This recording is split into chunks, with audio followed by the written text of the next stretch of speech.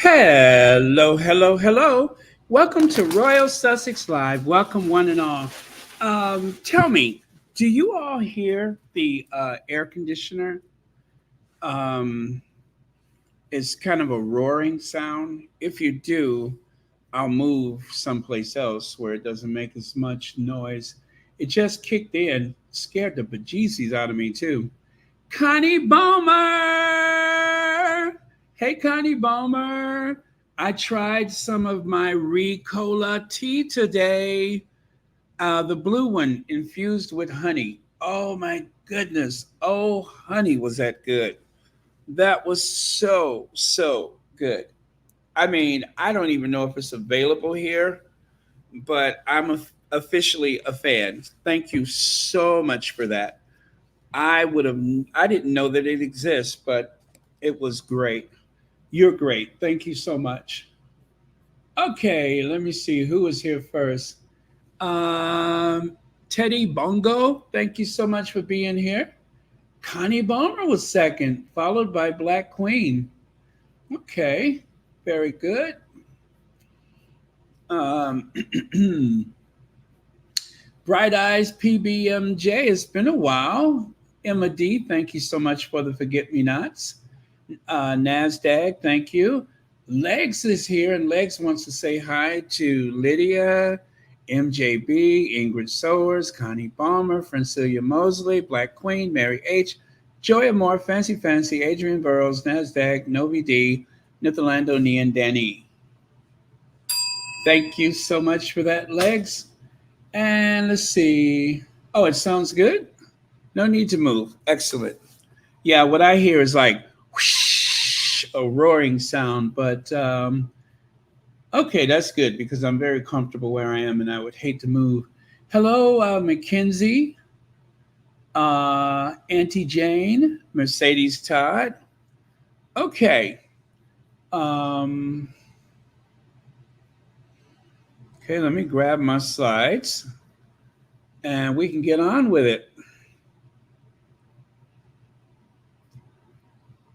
Um, oh, you guys would be pleased to know I spent some quality time with my family. One might even say court appointed time with my family, but either way, I spent some time with my family. And let's see, no one drew any weapons on each other, which is a good one. Yeah, we always have a great visit if nobody is like um, barricading themselves in a room or something like that. That's always a good visit. So, yeah, but I spent some quality time with them. Um, and yeah, no bruises. Okay. Let me see. Oh, there's the slides. Okay. Yeah. It's something about family. If nobody brandishes a pair of knuckle dusters, you're probably having a good time.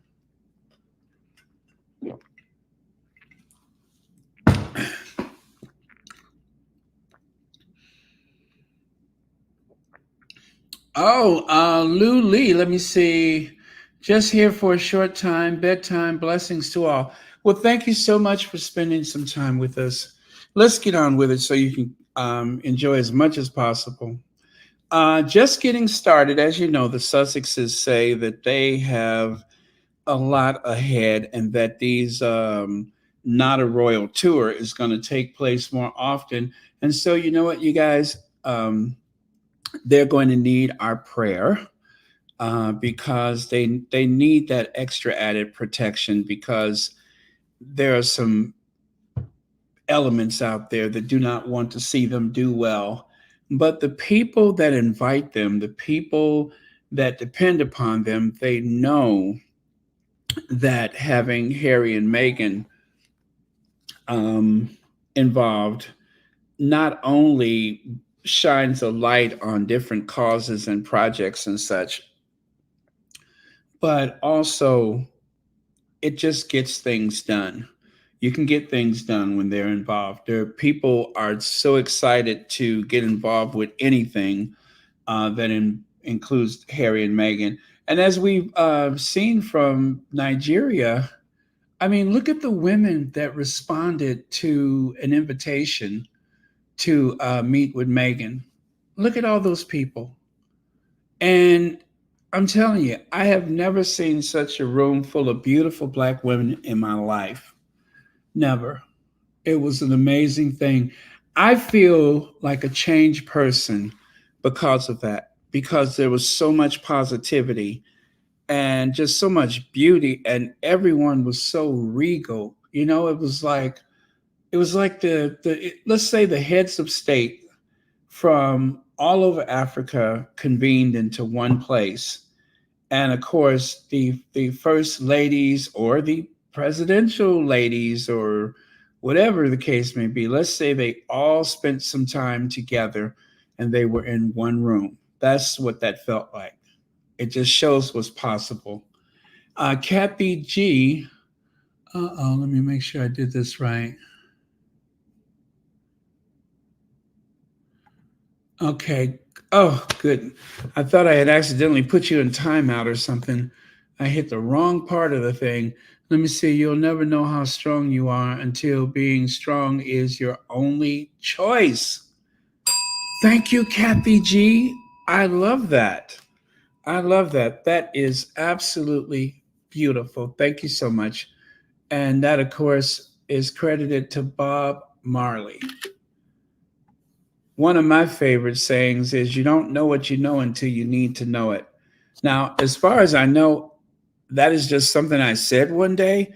Maybe I heard someone else say it, but um, it just came to me one day. You don't know what you know until you need to know it. So that's one of my favorites. Thank you so much for that. All right. All right. So did you guys hear it just kick on the AC? Wasn't as loud as it was before, but that thing scared me. I was scared. Yep, I was scared. I was so scared. It was just like I felt like what's her name? Divine? No, not Divine. Sweet Brown. That's what I felt like. I felt like Sweet Brown, who coined the phrase, and I quote, Ain't nobody got time for that. "Yeah, ain't nobody got time for that." That's what I felt like. Okay, so we're going to start off with a sound bite, which involves the ruling that was given out by the court today. And I guess I'm taking the lazy way out of this. Um, Instead of trying to articulate it myself, I am going to let the BBC do all the talking. Harry cannot amend his lawsuit against Rupert Murdoch's British tabloid newspapers to include allegations involving his wife Meghan or claims against the media mogul himself. Well, our correspondent Lisa Mizimba was at the High Court today and told us more about what he'd heard. Well, this is a case that's been going on for some years and is set for trial in January 2025. Now, this is more of an administrative hearing trying to set out the exact parameters of what that trial in 2025 will consist of. The vast majority of what the trial will be decided has already been established, but the claimants, including Prince Harry and several other high-profile individuals, did want to add other things to that trial. Now, from the point of view of Prince Harry, he wanted to add claims that related to his then girlfriend, now wife, Meghan Markle, in 2016 about unlawful information gathering that actually was involving her. The court said that those could not be included in this trial going forward. It didn't say they could never be tested in court, but if the Duke still wanted to explore those should be done as part of a separate trial. And as a whole group, including the Duke of Sussex and several other high-profile individuals, they also looked at issues about whether allegations could be made about the alleged knowledge of Rupert Murdoch, of course, the man at the head of News Group newspapers, could be actually part of this trial. And the judge, Justice Fancourt, actually disagreed, saying that allegations had already been made that senior news executives at newspapers knew about and had falsely denied the level of unlawful information gathering, including phone hacking and other forms of information gathering. And it said that only matters. Okay, that's enough of that. Anyway, they won't let them expand the case. Okay, we're good. And that's the guy that was talking outside the courthouse. You know I'm an American, and I know as an American, I have a big mouth. Americans, we are loud, but they were talking in such a soft voice, it was getting on my nerves. So, cheers. The first time I was in the UK and I was trying to figure out how to get over to the to Paris, I remember going to like what do you call it, a tourist center, and God was I talking loud. And I remember the kid's name. He said his name was James. I say, yeah, I'm trying to go over to Paris, and I didn't realize it was a holiday weekend, and they said that and he was like, well, um, there are other options. You can take the ferry. And then I realized that he was trying to de-escalate the loud, folksy tone of my voice. So I said, okay, let me take it down a peg or two because I think I'm scaring this guy. But yeah, that's us Americans, loud. Oh, thank you so much, Lydia. I have not been doing this so well, posting stuff to the top of the chat. Um, oh, you know what? I got to go on the other screen to do that. Let me bring up the other screen so that I can add that. All right, here goes. And pin message. Thank you so much. Excellent. When will I see you again? When will we share precious moments? Okay. Wow, what did I miss? Shelly L. Bundle of Joy. Congratulations. Oh, there we go. My son and daughter-in-law had their son yesterday. I'm finally a grandma. Congratulations. That is beautiful. That is beautiful. Oh my goodness, it's going to cost you a lot too. Oh well, uh, keep your balance low.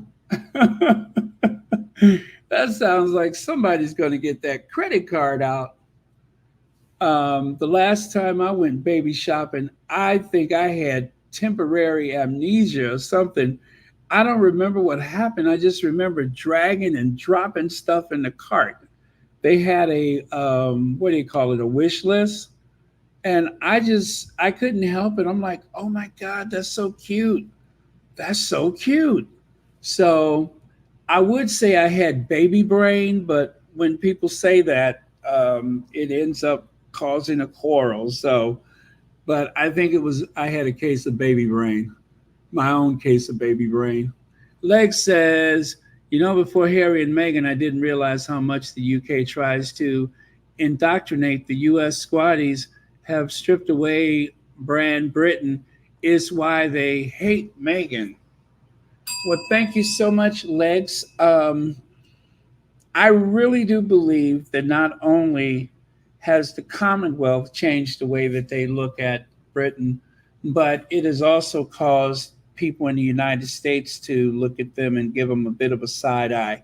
But as I said, the negativity coming from the tabloid media or just the British media as a whole, that has become the face, the very unfortunate face of Britain. And it's not helping anybody.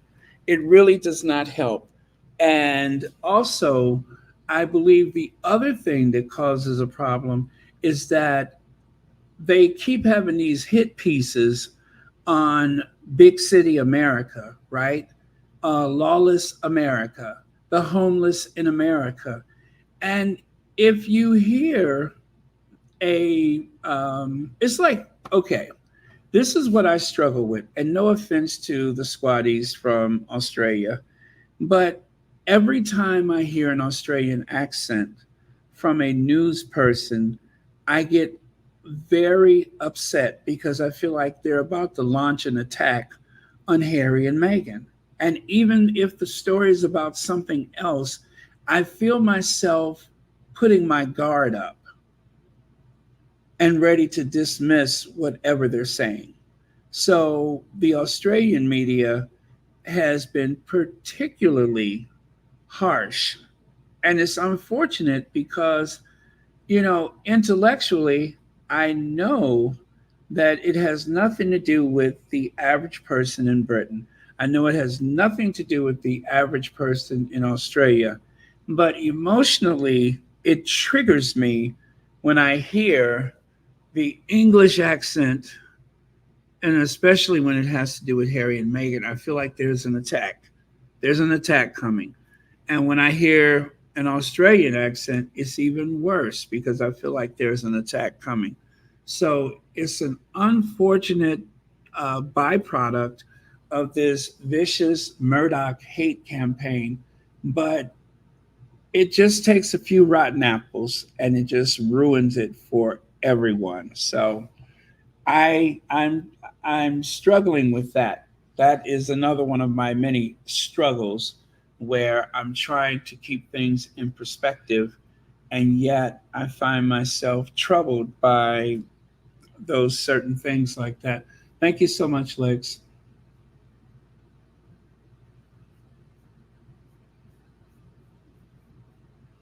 And there's this one reporter in particular from Australia. I do believe that she is part First Nation, formerly Aboriginal, whatever the proper term is. But she's that woman with the dark hair that seems to have a lot of space in between her nose and her top lip. You know which one I'm talking about? She has a very round face, and she always has this tone when she talks about Harry and Meghan, but in particularly Meghan. And I think people just have too much sense. People are, I mean, I don't want to give credit to the derangers or anything, but real people, not derangers, they know that this uh, hate campaign is abnormal. And I wouldn't have um, felt so strongly about this had I not seen it was a Facebook and it was an Express News paper Facebook page. And I want to say, okay, I'm going to just say 70%, maybe 80% of the people, they were looking at these things that they were saying about Harry and Meghan, and their response was, must be a slow news week. Why do you always have to talk about Harry and Meghan? What does this have to do with anything else in the world? And I mean, these average people, not squatties, just average people that came across that particular Facebook page, and they were destroying the Express, the Daily Express. So, what I'm trying to say is don't get so discouraged and don't assume that everybody is against Harry and Meghan. It's not even, it's a very small percentage of people that whatever comes up, they're going to comment. And also, do remember that when you see so many anti Sussex comments in whatever chat or whatever comments on YouTube or whatever the source is, just know that a lot of those people are either paid adversaries or they are just bots. You are arguing with bots. Those bots, okay, I'm going to do this really fast. They look for certain language. They look for certain language. And when what you say matches up, or what is said in the video matches up, they are just programmed to throw the negative comments out there. So don't get yourself all worked up about a person who does not exist. It is just a very bad program that is used to discourage and cause despair. That's it. It's not real people. Okay. Sorry if I got off track. Uh, okay. Yeah. So anyway, I just don't want you guys walking around feeling so awful about things that we cannot control and things that are not even rooted in reality. Um, these programs are very good at finding articles that relate to the Sussexes.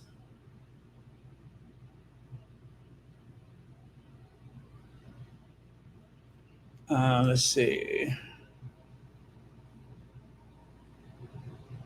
Yeah, I can understand that too, Naomi Maria.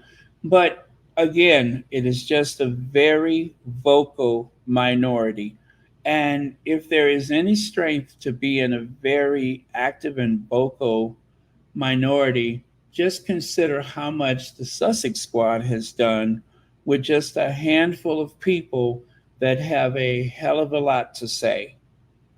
So those very strong, vocal, very determined minorities can do a lot.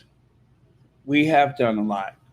We have really changed the trajectory of what the Kensington Palace and the rest of the royals and their courtiers, if it wasn't for the Sussex Squad, just imagine what they would have gotten away with.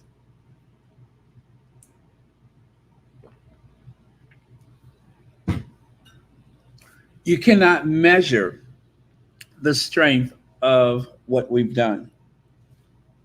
You cannot measure it. Baby Sis Dog 333 says, like to remind the haters that the same people who told you to go for Brexit also caused tell you to, yes, absolutely.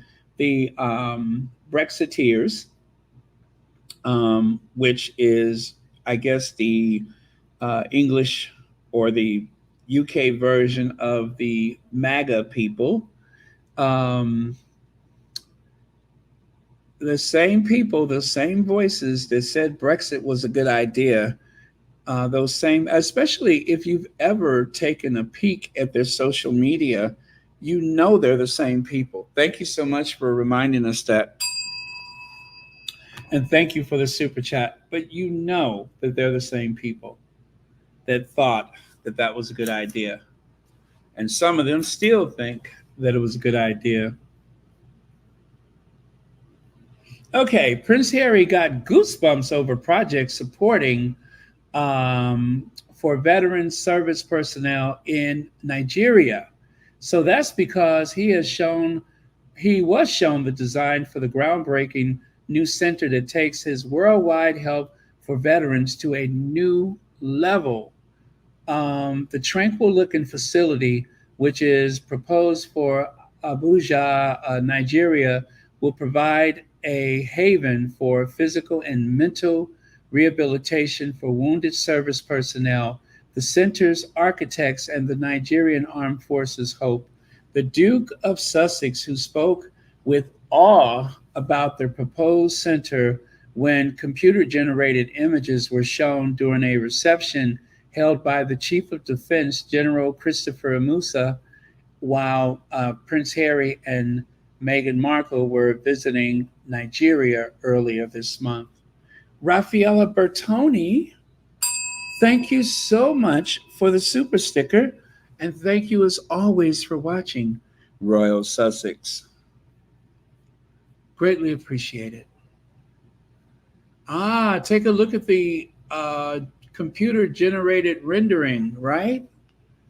Um, it looks like a meditational garden. That is absolutely beautiful. And there's something about the greenery, the flowers, and of course, the very basic architecture is going to really embrace those people that need this place. And there you can see Harry is all thumbs up. Check out the shirt there, Invictus Foundation, Nigeria. All right. I'm loving the merch. And check out his hat, Invictus Games Foundation. I can't wait till I see that at a resale shop.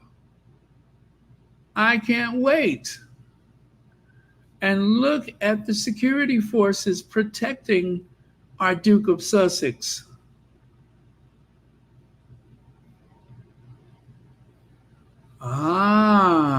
Wow, that is beautiful. And if you want to read more about it, you need only go to the People magazine article. Um,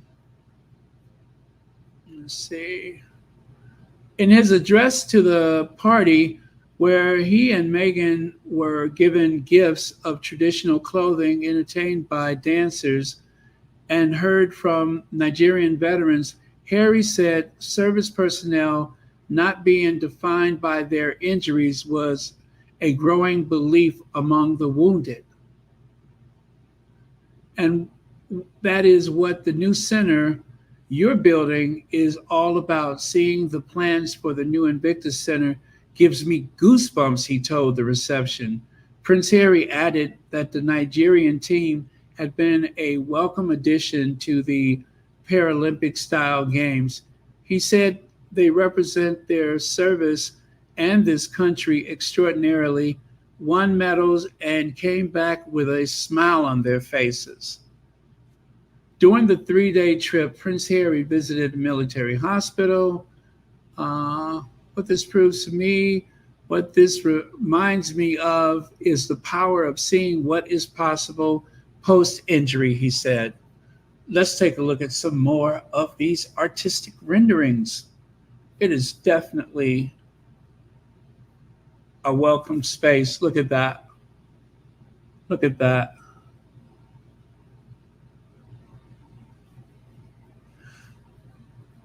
And I don't know what it's like in Nigeria, but I know in some countries, actually in all countries, there's still people that when they see injuries, they wince and they want to turn away.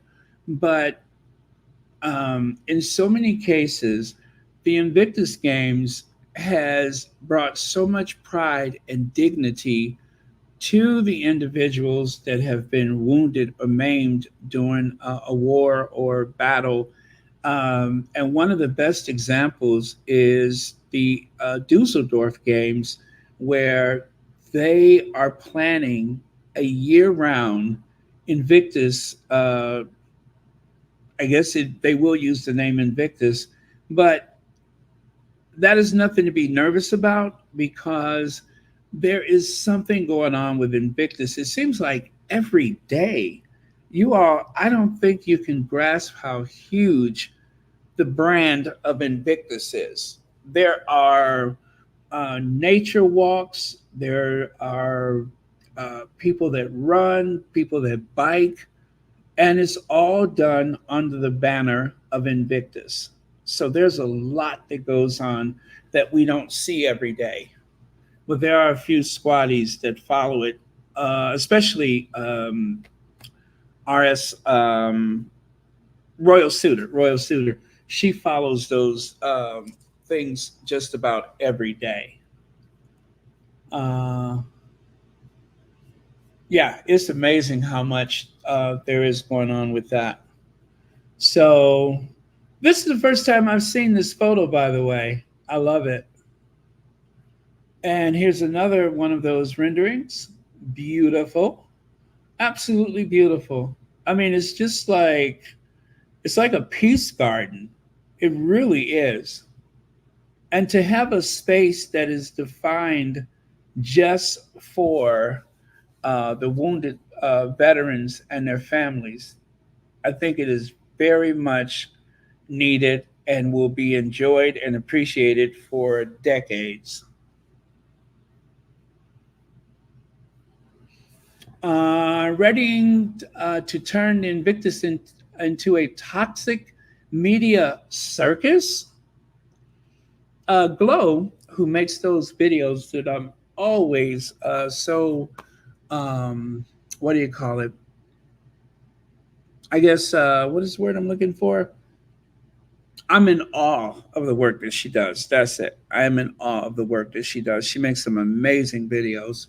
Well, these two anti Harry and Meghan hate royal reporters salivating at the thought of Prince Harry returning to the UK and being reconnected with it via a 1 year to go event and the actual Invictus Games if the UK wins the bid to host Invictus Games 27. They feel confident that the UK will win, but all they care about and all they will write and talk about is whether Harry sees his rotten backstabbing family. And that lie about him wanting to stay in a royal residence, such a lie. That boy would want to stay anywhere but there. It's obvious that they are gearing up if it's in the UK, to turn both Invictus events to a week of to a month long cash in for clickbait articles, royal gossip. I hope the Invictus board has the good sense to go with Washington D.C. Um, there must I'm sorry, the most of the fans think it will be a fantastic game. Where most of the fans think it will be a fantastic game. And so what's so interesting is that I do believe Glow is from the UK. I think she has a English accent. What's so interesting is that there are so many people from the UK, so many squatties from the UK who could literally just hop on a train, if not just take a bus, to see Harry and Meghan for what 5, 6, 7 days of Invictus. And in spite of that reality of having the Sussexes, in some cases, just a 10-minute walk or whatever away from them, they prefer that the games take place in Washington, D.C. And why is that? Because they don't care whether or not they see Harry and Meghan.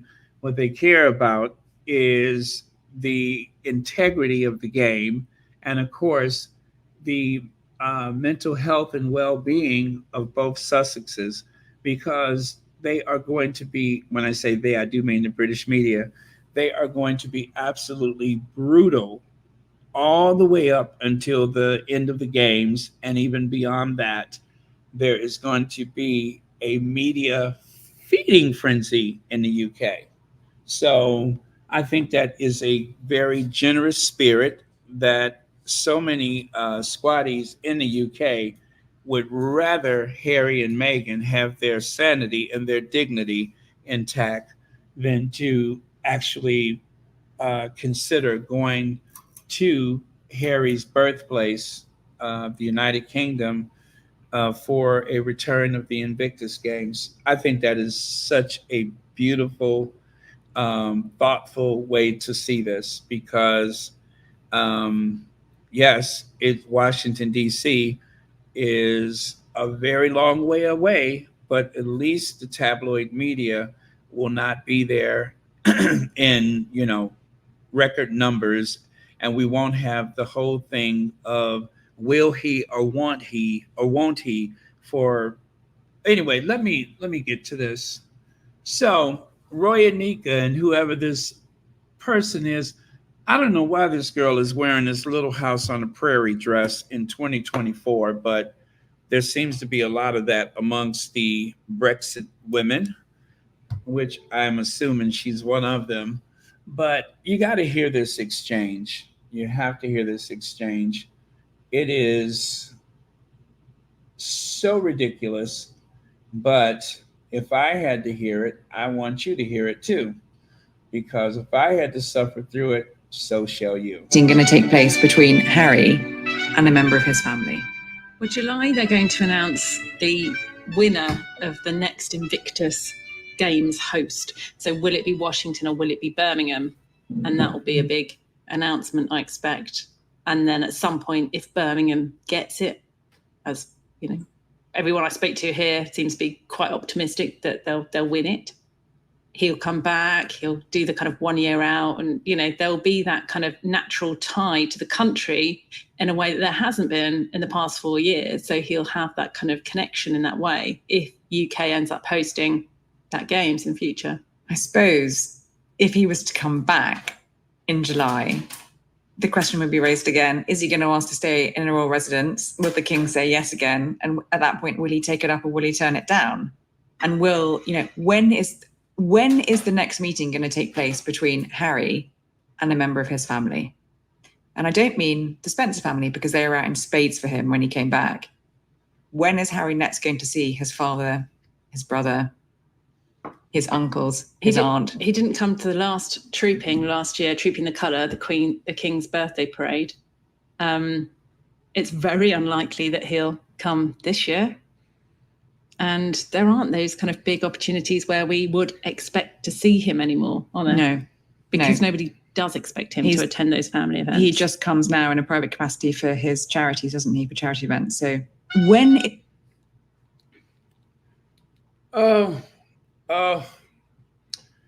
these women are giving me gas. They are literally giving me gas. They are giving me so much gas, I could just blow any minute. My stomach is as hard as a tortoise shell because they're giving me gas.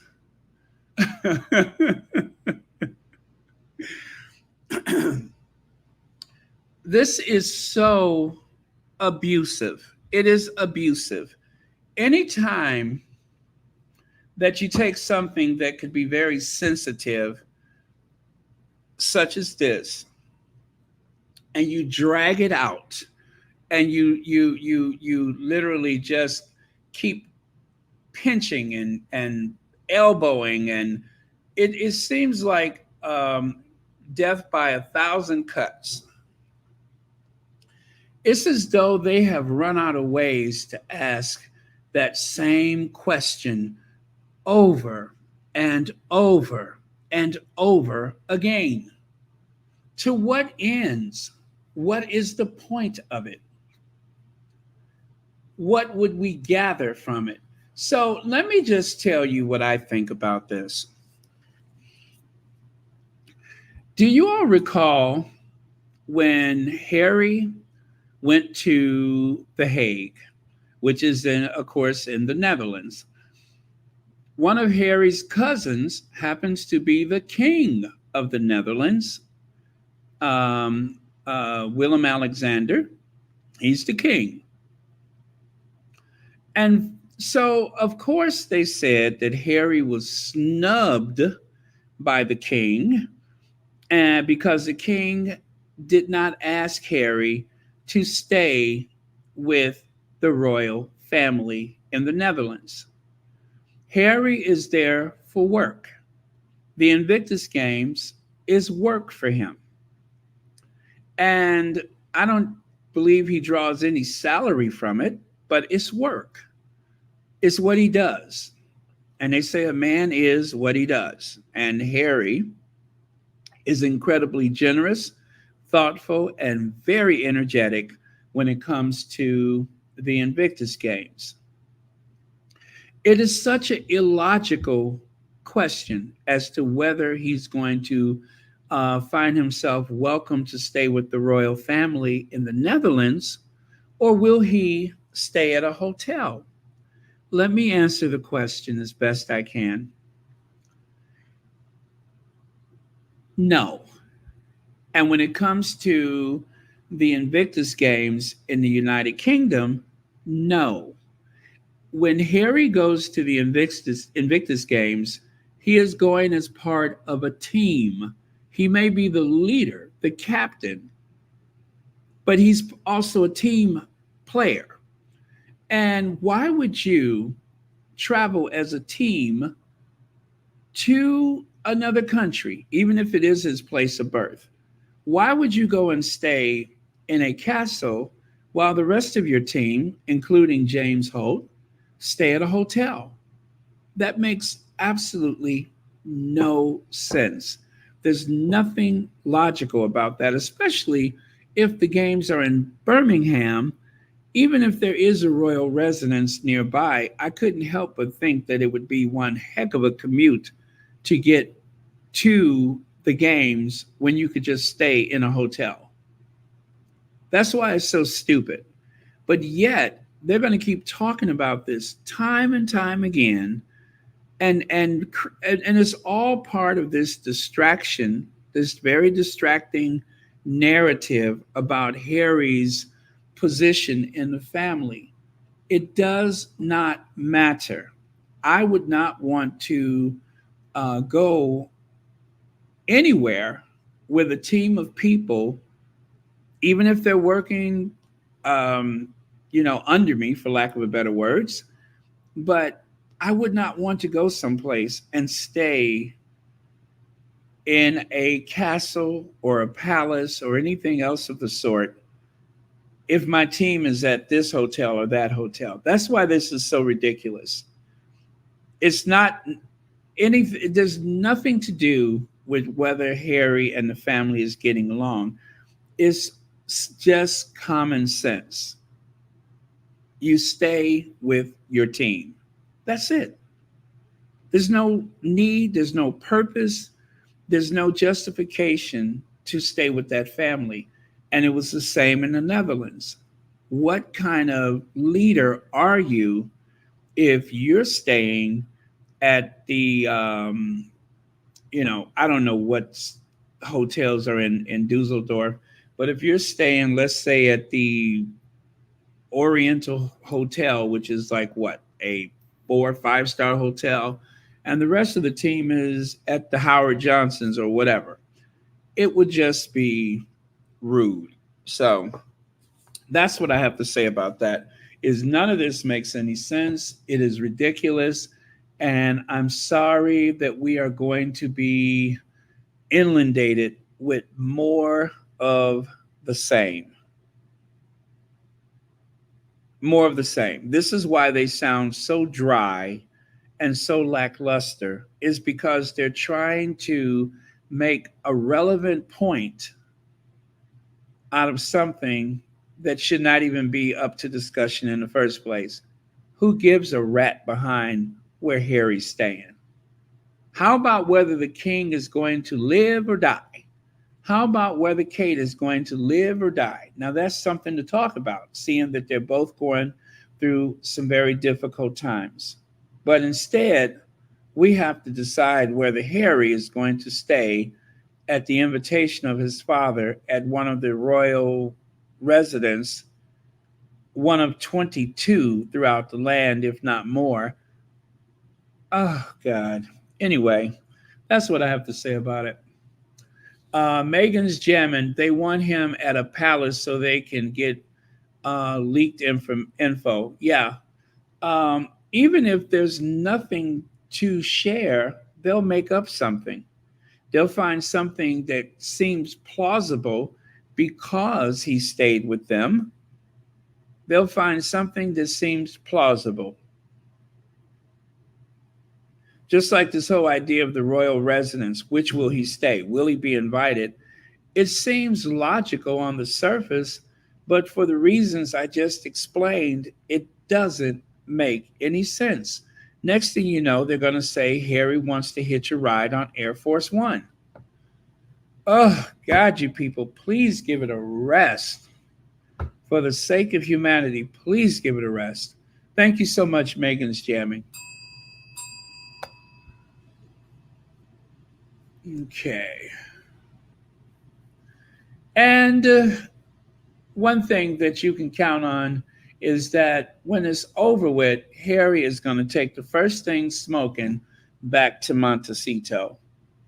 Also, you know what? The other thing that I want to say that has been bothering me about this whole thing of whether or not the royal family has put pressure on the White House. Jill Biden didn't go to the last Invictus Games. Jill Biden doesn't go anywhere. Where does Jill Biden go?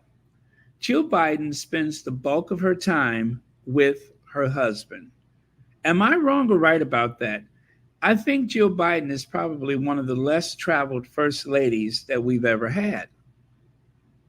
And there's a logical explanation for that, which I'm not going to go into, but Jill Biden doesn't go anywhere. It's an election year, and I don't know that she's been anywhere away from her husband. If you know better, please tell me because I haven't been paying attention to it. But I don't think she goes anywhere. So I don't believe that Jill Biden missed the Invictus Games because of pressure from the palace. I believe that she chooses to stay near the White House. Yes, and she still teaches year round as well, but I still believe that she stays with her husband. That's what I believe. I believe there's a lot going on and that her time is better spent with her husband. I don't know. Let me see. I think she's only gone to one foreign trip without Joe Biden. I think she went to, what was it, Ghana? I'm going to look into that. But she has not been one of the more traveled first ladies. That much I'm sure of. Let's see. I pray Harry did not eat or drink or sleep at any, or does not connected to the royal family. Thank you so much, baby sis. I agree with you. I didn't want to say it out loud, but that's what I was thinking. That's what I was thinking. Jill Biden is focusing on making sure Trump doesn't get elected. That's what I'm saying. I just don't believe that that's true.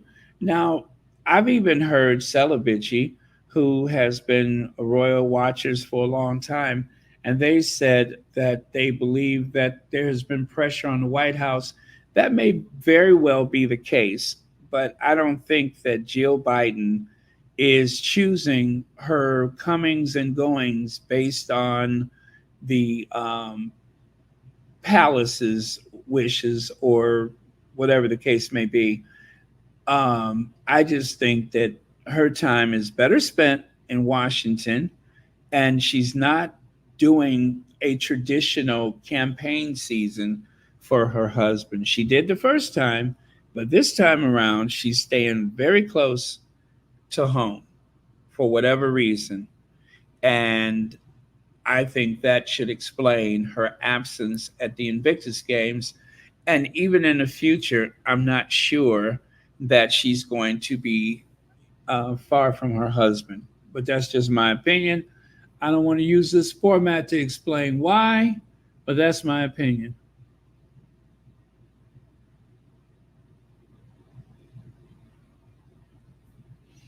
Let's see if in DC Harry can visit. Ooh, creative life. You are creative. The National Cemetery again. We are used to presidential motorcades. We have a great transport system. There's a lot to do and better weather. Here, here. Yes, creative life. I hope it is Washington, D.C. for that reason, because it is one of the places in this world where veterans receive a major amount of respect. And there are several monuments that is, what do you call it, that is focused on veterans. So, yeah, I think for that reason, it would be brilliant to go to Washington, D.C. I am in agreement with you. Totally in agreement with you. Yep, that makes so much sense. You are creative.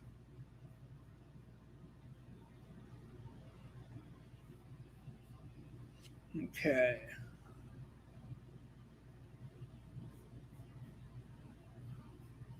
Okay, moving on. So I have another soundbite for you guys. Do you remember I told you the story about going to the first class section of the train and how I was confronted by one of the people, the ticket person or whatever, and as if he could not believe that I was worthy of sitting in the first class. Well, apparently that's the thing, isn't it? What's the Olympic star that had an incident where he was trying to take his first class seat and he was confronted on one of the trains in Britain? I forget his name, but the good looking guy, Olympiad. Um, I think he's like on the spectrum, perhaps.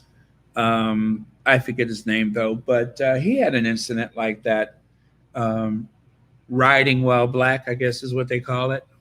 Um, so anyway, I'm going to let you hear what Misan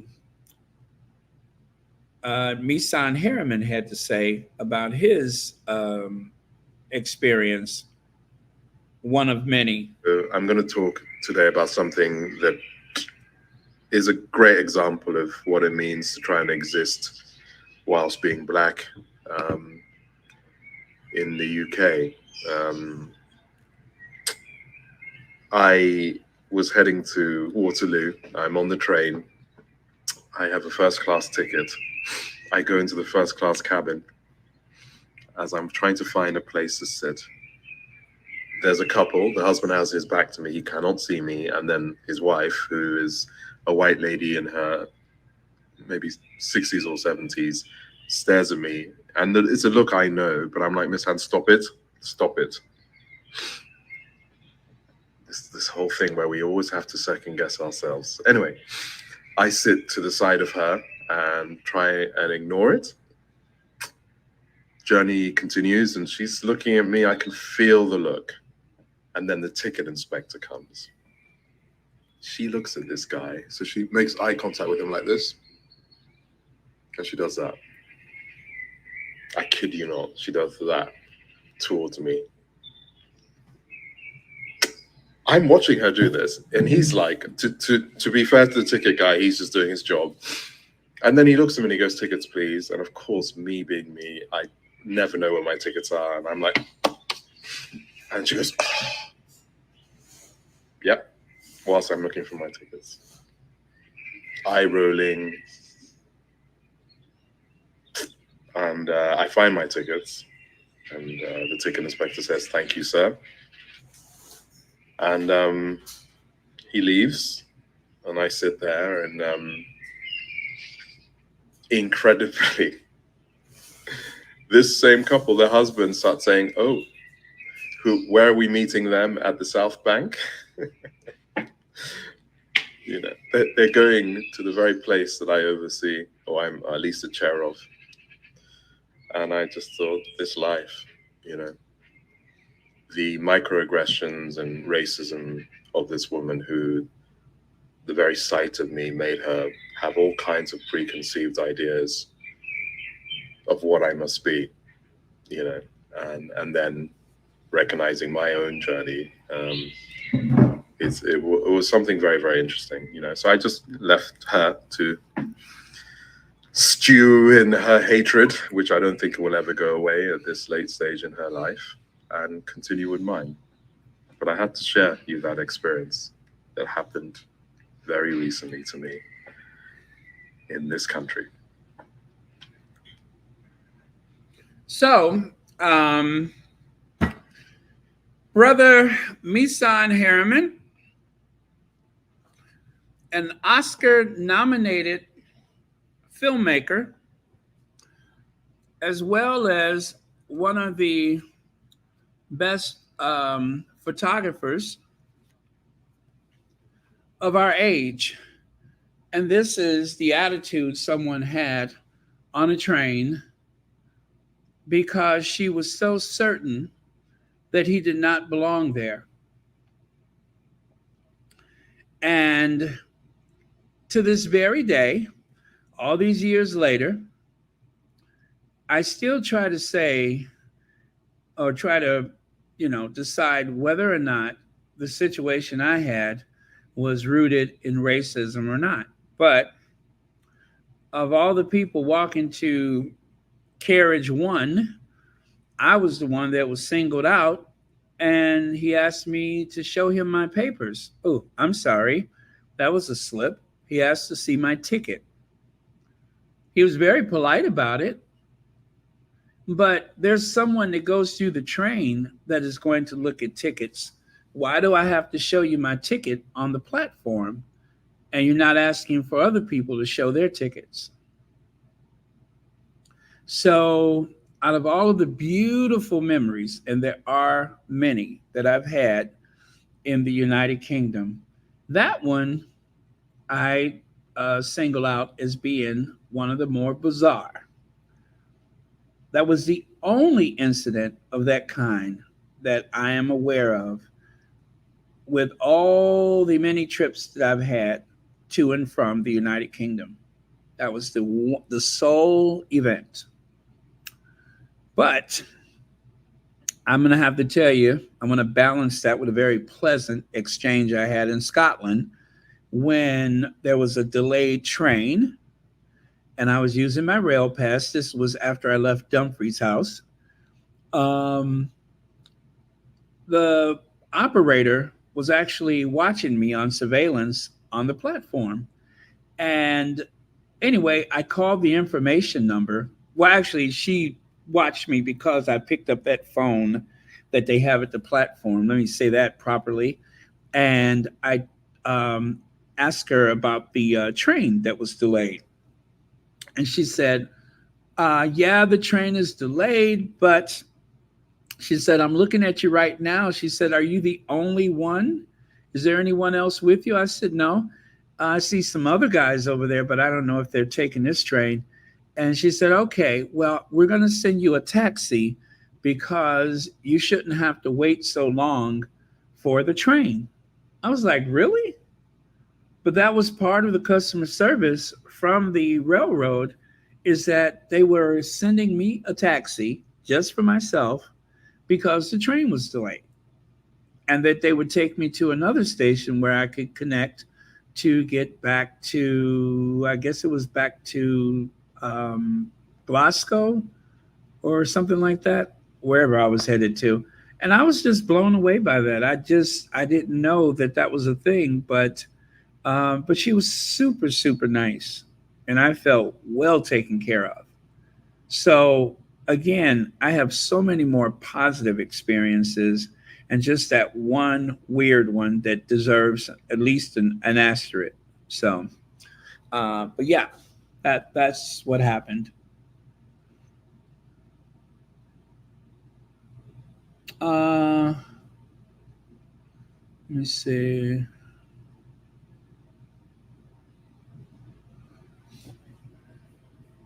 No sound.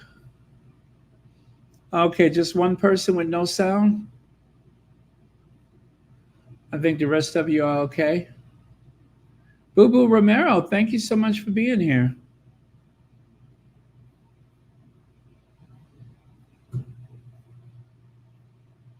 Okay, let's continue then. The new statesman rather, King Charles III's secret kingdom. For decades, he has awaited his turn to ascend the throne of the British throne. Charles presided over another kingdom, rural Transylvania. What does his infatuation with this anti-modern realm tell us about the kind of king rather, the king of king, the kind of king he will be? Um, I can answer that easily. um, a parasite that feeds upon human blood. I believe this is an old article, but I just thought that was really interesting. A parasitic reptilian invertebrate that seems to be of another world, if not another time and place. Someone who is the undead walking amongst us as though they're human, that feeds upon the spirits of the living. I don't know. What could I say? He's a weirdo. That's it. He's a weirdo.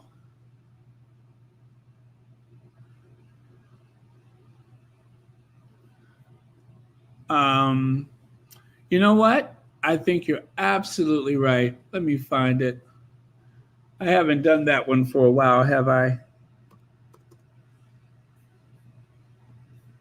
But somebody needs to say it. Bitter. And somebody needs to say it. Bitter. Bitter, bitter, bitter. Bitter, bitter, bitter. And someone needs to say it. Ain't nobody got time for that. Okay. Premier Roger Cook would be delighted to welcome Prince Harry to Western Australia, describing himself as a Harry fan in Parliament on Tuesday. Really? Yep, that's what he said. He said he is a Harry fan.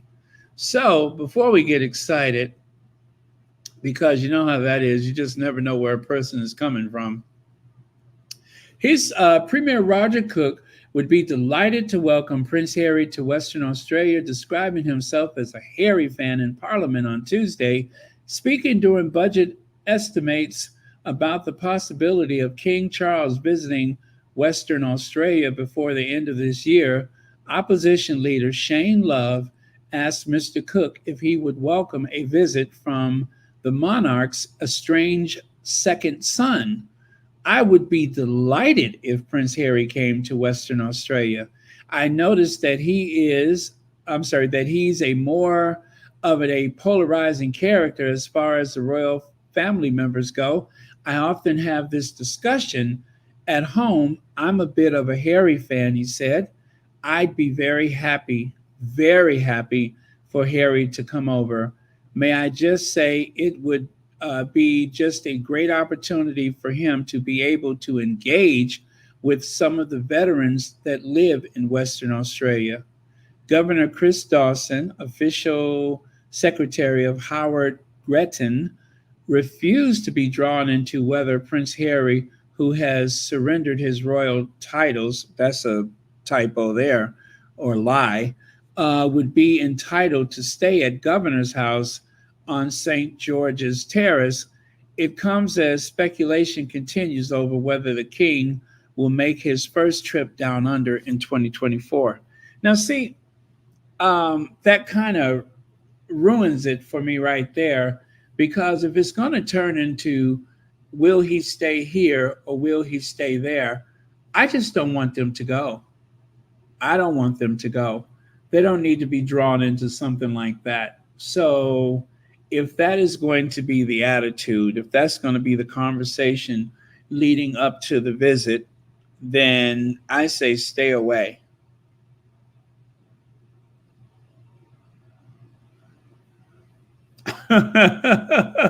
Oh, you like that? Just like a gecko, they just stick their little forked tongues out and lick their own eyeballs. Let me see. Speaking during the budget estimate about the possibility of King Charles visiting Western Australia before the end of the year. Okay. And here, I would be delighted if Prince Harry came to Western Australia. I noticed that he is more of a polarizing character as far as royal family members go. I often have this discussion at home. I'm a bit of a, I think if it was up to me, I'd say, don't go. Let the royal family have it, because it almost sounds to me like some of the politicians would like to use Harry, especially those who want to have a new referendum, and they don't need that. If it's if the sole purpose of the visit is to deal with the veterans, but that is a long way to go for some nonsense. So I think I'm apt to say stay away. We welcome, the Welcome Project in Georgia builds connection through hiking. Yeah, they build connections through hiking. Well, that's good to know. Like I said, there's always something going on, and we don't necessarily know. But this was actually on the Sussex's website. Although when I went to the foundation website, it was very difficult to find it.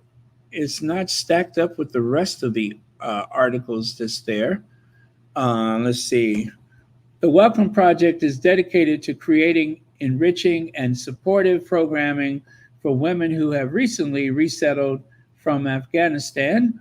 In Clarkston, Georgia, the initiative has collaborated with the Refugee Women's Network to foster unity and camaraderie among these women through a variety of outdoor activities, including hiking. This program offers participants invaluable opportunity to meet, connect, and build strength together. This Welcome Project has also ensured that the physical activities are accessible for all. Through All Terrain Georgia, Refugee Women's Network was able to provide an action track wheelchair empowering all Georgians to easily navigate through the mud, water, sand, and snow. That's interesting. As a woman led organization, Refugee Women's Network has consistently discovered innovative ways to support female survivors of war, conflict, and displacement. Their efforts help these women overcome systematic barriers, paving the way for healthy, self sufficient, and fulfilling lives. The Archwell Foundation proudly uplifts this vital work through the Welcome Project, reinforcing our commitment to building more inclusive and connected communities for women across the United States. Well, I think that is just absolutely beautiful. And you can see right there, see the all terrain wheelchair that they have? Never seen anything like that. But apparently, that is an all terrain wheelchair.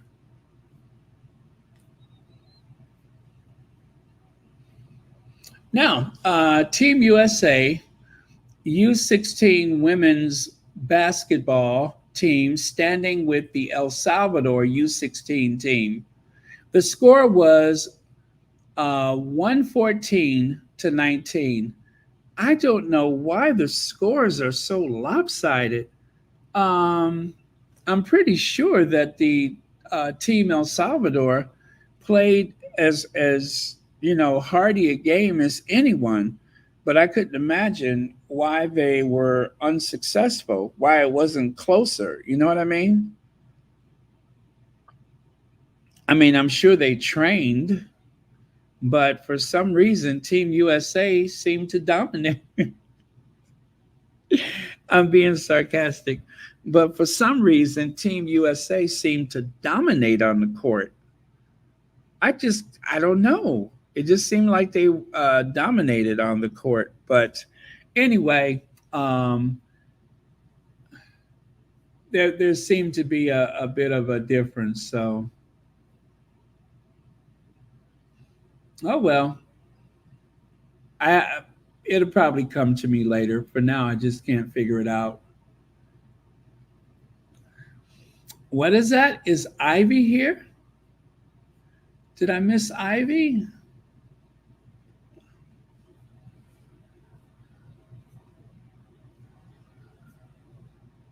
Hello, Ivy here.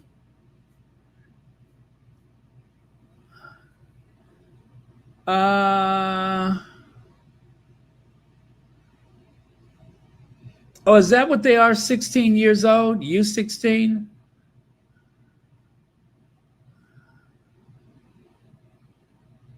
Oh well. Maybe the US players have better athletic shoes. Maybe that's what the difference was.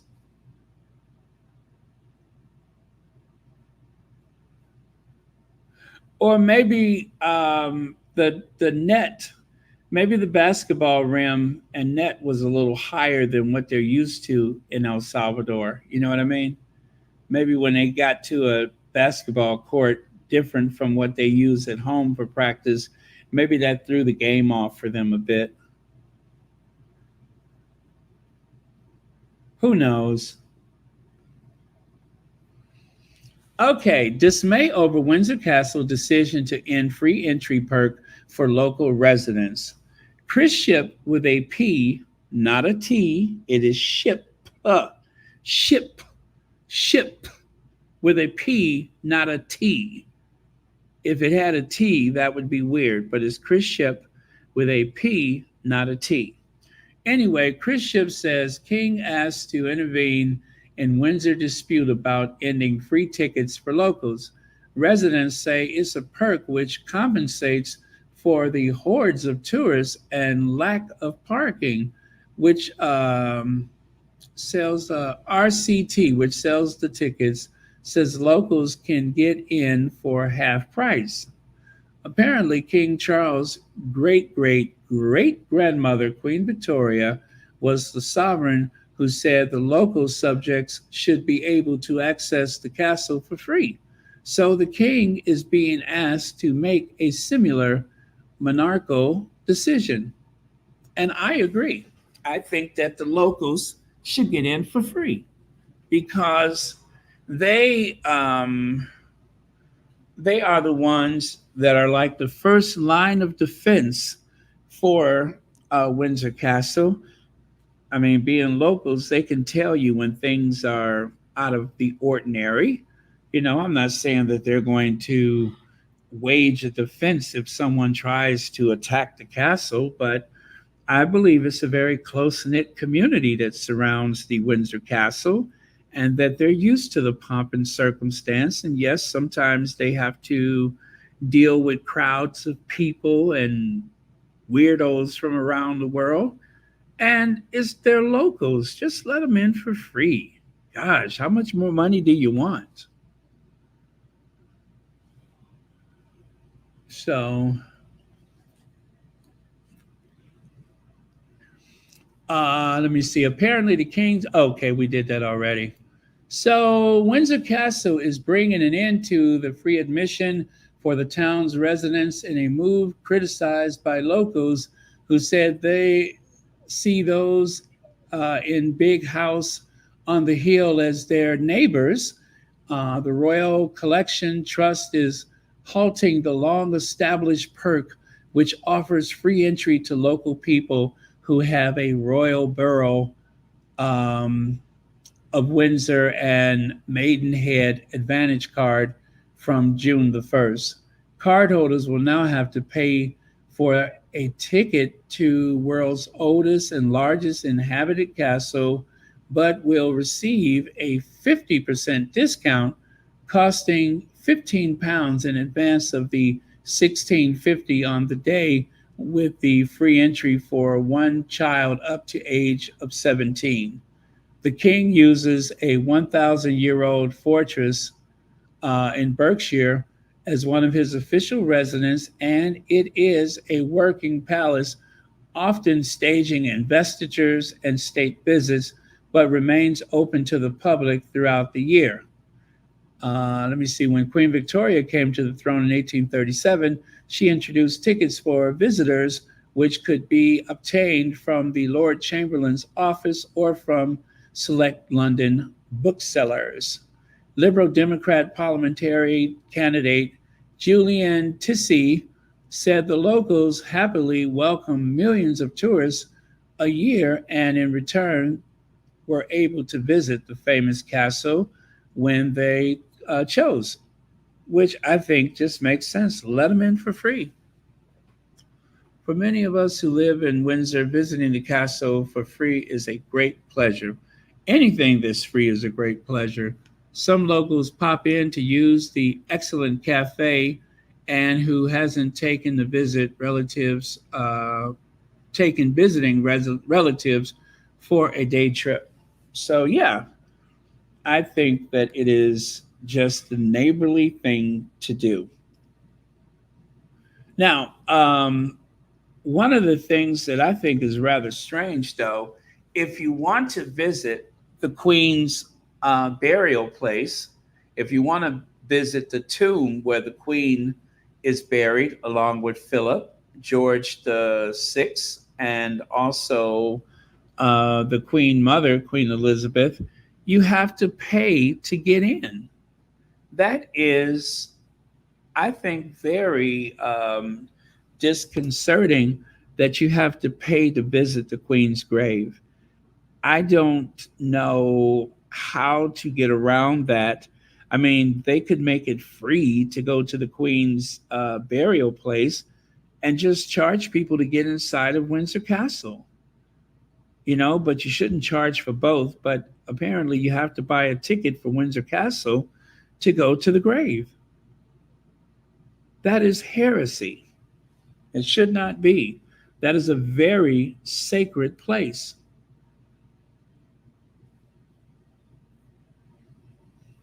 Now, I don't know if you've ever seen this before, but you'll notice that the stone is very new in comparison to the rest of Windsor Castle. Well, back in the 1960s, the entire castle was covered with decades of grime from air pollution, acid rain, and whatever else the elements was throwing at it. But the little structure that was built in the 60s actually is the George the Fifth Chapel, George the Sixth Chapel. And that is where the Queen Mother, both King George and Prince Philip, that is where they're entombed, as well as the ashes of Margaret. So I'm going to give you a look at this place that you may have never seen before. So this is on the opposite side of Windsor Castle. Now, on the day of the Queen's funeral, you may recall, let me take a look here, how her coffin went down into the floor, into the depths of the chapel, right? All right, but that was temporary. They raised it back up, and then at the same time, Philip's coffin was raised up, and both of the coffins were taken. Both of the coffins were taken from that platform that elevated them back up to the top, and then they went for a short walk over to the George the Sixth Chapel, which the Queen built herself back in the 1960s. And that stone that you see on the right side, that stone represents Princess Margaret, as you can see, in thankful remembrance of Her Royal Highness, the Princess Margaret, Countess of Snowdon. It has her birthday and the day she died, and it even has her cipher. So this does not have a permanent home. This is just where it is. They left it leaning up against the wall, and there is that thing that looks like a Bitcoin, like a big coin, that is actually a relief that has her image. Kind of hard to see. But there's one for George the Sixth, there's one for the Queen Mother, and eventually one for Philip and Queen Elizabeth II. So take a look here, and you see where the red arrow is pointed? That is what they added to the St. George Chapel. It is like a little appendage that was stuck on there, and they dug into the ground and into the soil and made a burial chamber. So it's adequate. It's adequate. The Queen paid for it herself, meaning that she used taxpayers' money. And this is Google Earth. And again, where the arrow is pointed, that is where the queen is buried. But I want you to notice something. Do you see that there's a parking lot there? What you cannot see when you visit St. George Chapel, okay, on the one side, you have the grassy lawn, and there's a gift shop a little further away. All of that is on one side. That is the side that the public is meant to see. But on the other side, there are people that live there, people who work in the castle or on the castle grounds in those grace and favor homes. That's where some of the courtiers would live, or I suppose, and the groundskeepers and such. They're all in those buildings that's on the other side of the chapel. So essentially, Queen Elizabeth II, Philip, her parents are buried next to a parking lot. I mean, it is literally just a parking lot. Somebody parks their car maybe 30 feet from the Queen's uh, internal resting place, which I think is just so wacky. You see that? That little courtyard there, the far side of the chapel, that's what the people visiting see. On this side, people actually live there. I'm like, I don't know what made them choose that location to build that little, it almost looks like a photo mat, doesn't it? And it's no bigger than a photo mat, if you know what that is. Those old little drive in, drive up, and develop your rolls of film. That's where it is. The grace and favor. Do the servants live for free? I do believe they pay a minimal amount for their rent. They're not paying the market rate. If they do pay anything, I'm certain it's not the market rate. But I don't know. I think some of them may live for free. I guess it depends on. And also, um, there are some that actually retire and stay in their grace and favor apartments or cottages. So some of them will retire and they really have no place else to go because they were practically kids when they started working for the royal family. And of course, back in the old days, some of the women would have never married.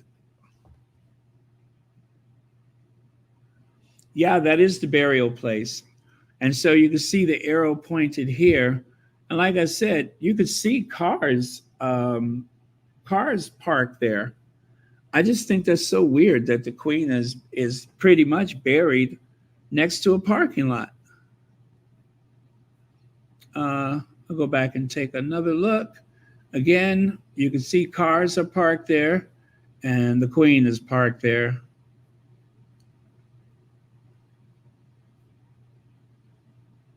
You can see that tree on the left side and the little circle drive around the tree. Yeah, and that is the St. George Chapel.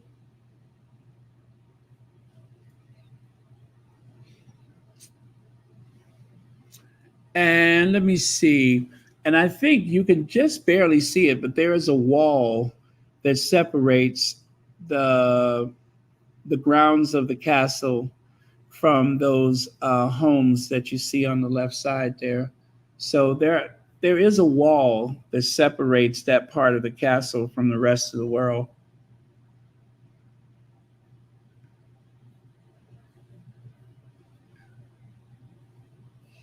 Oh yeah, you remember the photo mats?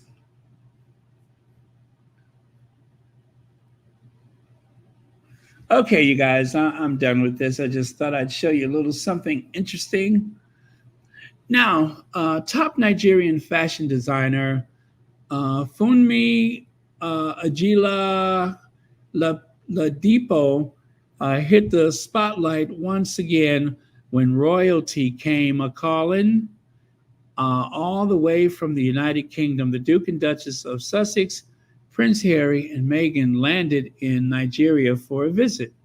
It was the case of royalty meets culture, and Abiki Dabiri Aruwa the chairman of the Nigerians in Diaspora Commission, and a longtime friend of Funmi Ajila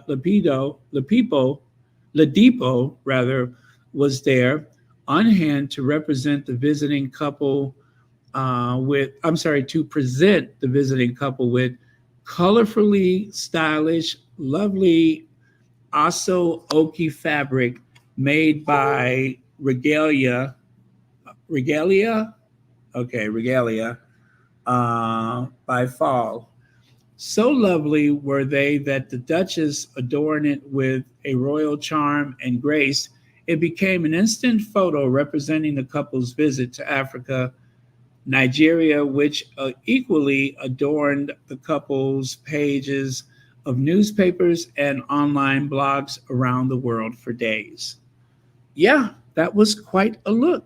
I mean, I would say the only thing that they've done before that was such an iconic photo. I don't think this beats the photo from the Polo Club in Florida. That one was, you know, but I would say the reason why this one doesn't have as great an impact as the other one is that there was so many iconic photos from Nigeria. This Nigeria trip was like a year's worth of iconic photos for Harry and Meghan. They could go a whole year and not take as many photos that have been so well received.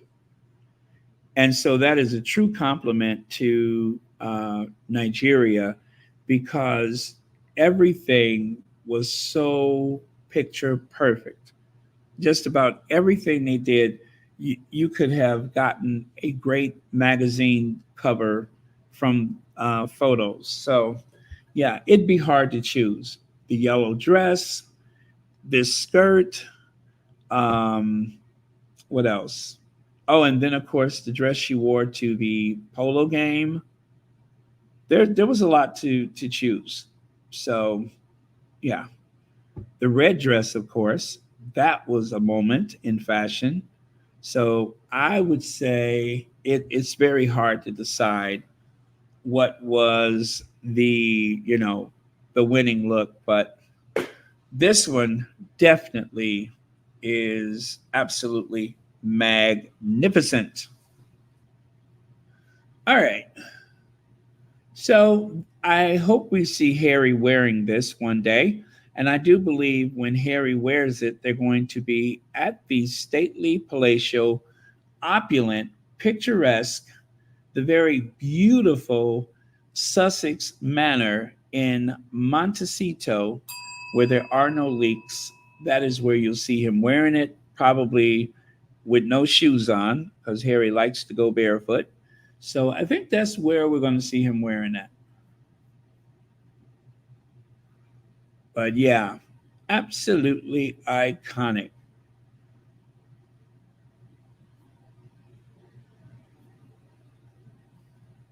And here are the last photos I'm going to share with you. I'm not even going to attempt that name, but like I said, there were so many iconic photos from their trip to Nigeria.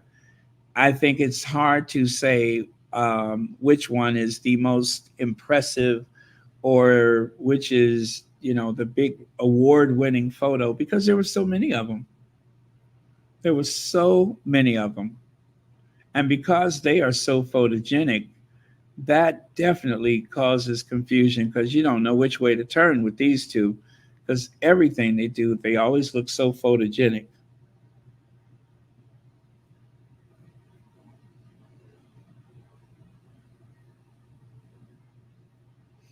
And Prince Harry and Princess Meghan visit to Nigeria was a masterclass in cultural democracy and goodwill.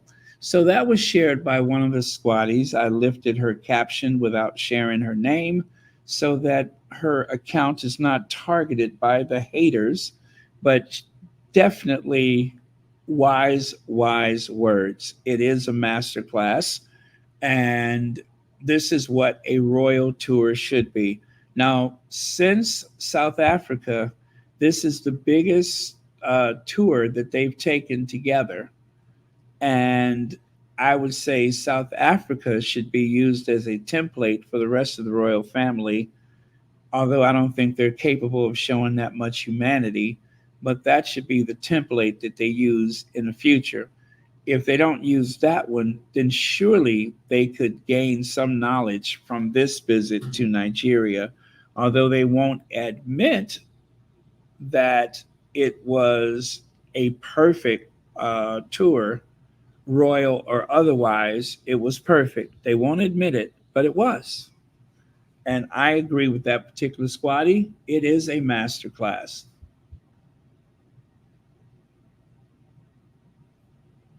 Uh, wow, curry chicken. Oh, thank you so much, Zabeda. Zabeda Ali, thank you very much for saying that. I really do appreciate it. Yes, yes, for the designers, absolutely. Everybody wins. Everybody wins from this visit. Absolutely everybody. Now, there, what is it? 250 million people in Nigeria, more or less. Surely, a country that big, you cannot possibly touch everyone in every way possible. But still, this visit has been a postcard moment. It has been a love letter to Nigeria. It shows the best of what Nigeria has to offer.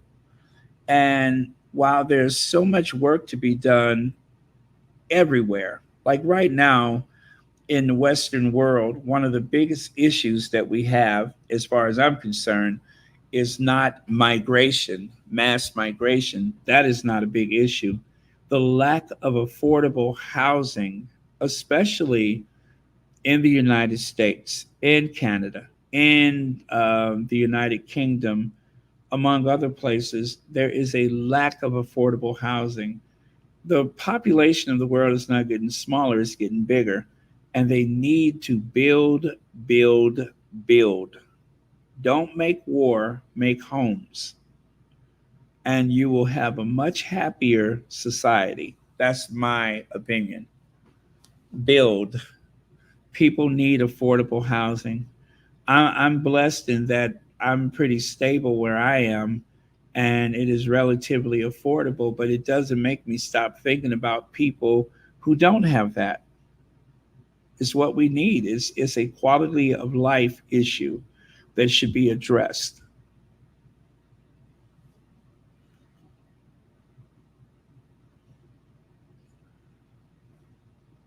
Well, Mimi, stick around. If it's anything like his trip to the Caribbean, if it's anything like the Caribbean, don't get angry. Enjoy the laugh because it is going to be as zany as anything else he's ever done. As a matter of fact, I'm sure there's a lot of people who cannot wait for him to land.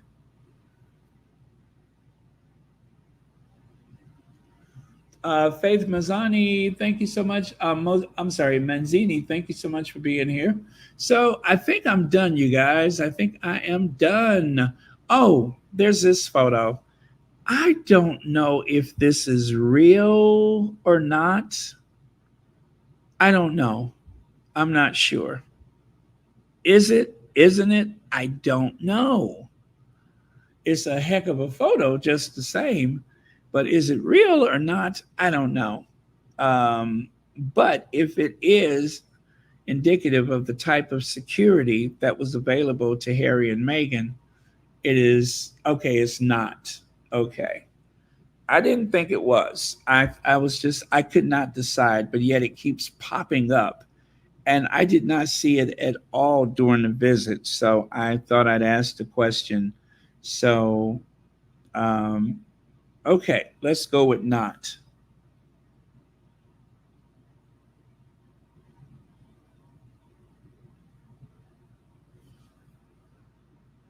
Yeah, it doesn't look real, does it? I mean, it would be weird to have someone standing that close. But I tell you what, let's just look at it like this. Let's look at it as an example of how safe they were, right? An example of how safe they were. And okay, so we will end with this image, which I think is absolutely beautiful. You may remember this from the thumbnail. As I said, there were some very elegant, beautiful, serene, regal people um, in Nigeria. And it seems like everybody there is a king or a queen. That's what it seems like. And I know that's, not an accurate depiction of all of Nigeria, but you know what? One of these days it will be. Nigeria is probably the most powerful country in Africa right now, and they're the most populous nation in Africa, and their prestige and their strength and their wealth is only going to get bigger. So when something needs to be done, you're going to find increasingly people are turning to Nigeria. There are some some of the best educated people anywhere in the world you'll find in Nigeria. You'll find them in Nigeria. Some of the best educated people. They test extremely well, even by the Western standards of this university and that college. They usually test very, very well. So they're some of the best and the brightest that Africa has to offer. And I think it's going to be a very, very bright future.